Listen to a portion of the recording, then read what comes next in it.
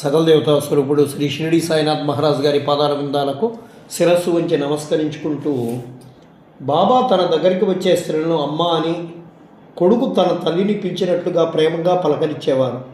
తన సోదరి సమానంగా భావించినటువంటి బాయిజాబాయి మరణానంతరం ఆమె కుమారుడు తాత్యాని ఆదరించి ఆమెపై తనకి గల వాత్సల్యాన్ని చాటుకున్నారు బాబా.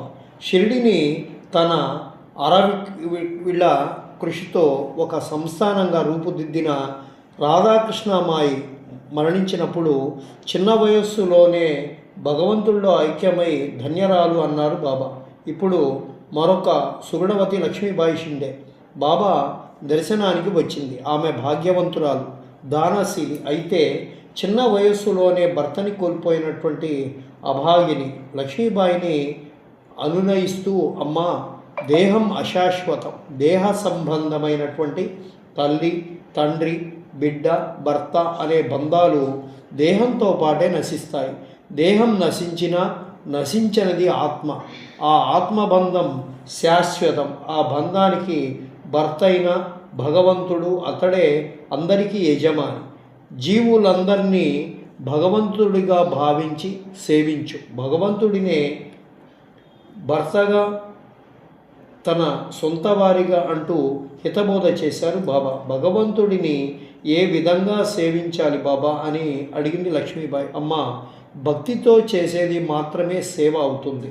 కానీ మనసెక్కడో పెట్టుకొని యాంత్రికంగా పూలతో, దీప నైవేద్యాలతో చేసేది నిజమైనటువంటి సేవ కాదు. సేవకి భక్తి ముఖ్యం. అట్టి భక్తిపూర్వకమైనటువంటి సేవ గురించిన భాగవతంలోని ఏకాదశ స్కంద 10వ అధ్యాయం 6వ శ్లోకం పూర్వార్ధంలో 5 ఉత్తరార్ధంలో 4 సేవలు, మొత్తం 9 సేవలు నవవిధ భక్తి అని వివరించింది అన్నారు బాబా. ఆ నవవిధ భక్తి గురించి వివరించండి బాబా అని ప్రార్థించింది లక్ష్మీబాయి షిండే. ఆమె అడిగిన ప్రశ్నకి శ్యామ తదితర భక్తులు ఆనందిస్తూ బాబా ఏం వివరిస్తారో అని ఉత్సాహంతో ఆయన వైపు చూడసాగారు. అమ్మ, నవవిధ భక్తులంటే శ్రవణం 1, అంటే భగవంతుడి లీలను వినడం. 2 కీర్తన, అంటే భగవంతుడినే కీర్తించడం.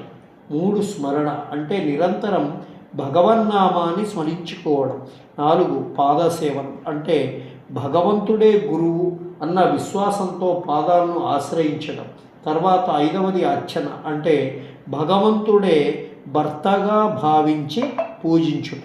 6వది నమస్కారం, అంటే అహంకారాన్ని భగవంతుని పాదాలకు అర్పించుట.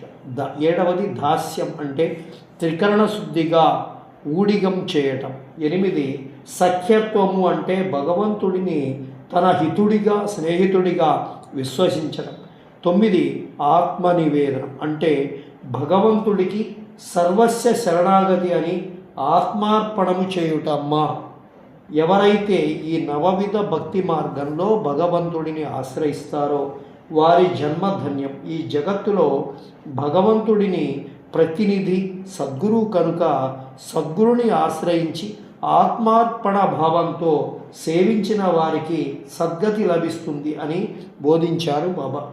బాబా దర్శనం బోధనలతో లక్ష్మీబాయికి మనశ్శాంతి లభించింది. అంతే, ఆమె అన్ని బంధాలను వదులుకొని షిరిడిలో నివసిస్తూ రాత్రింబవళ్ళు బాబాని సేవించసాగింది.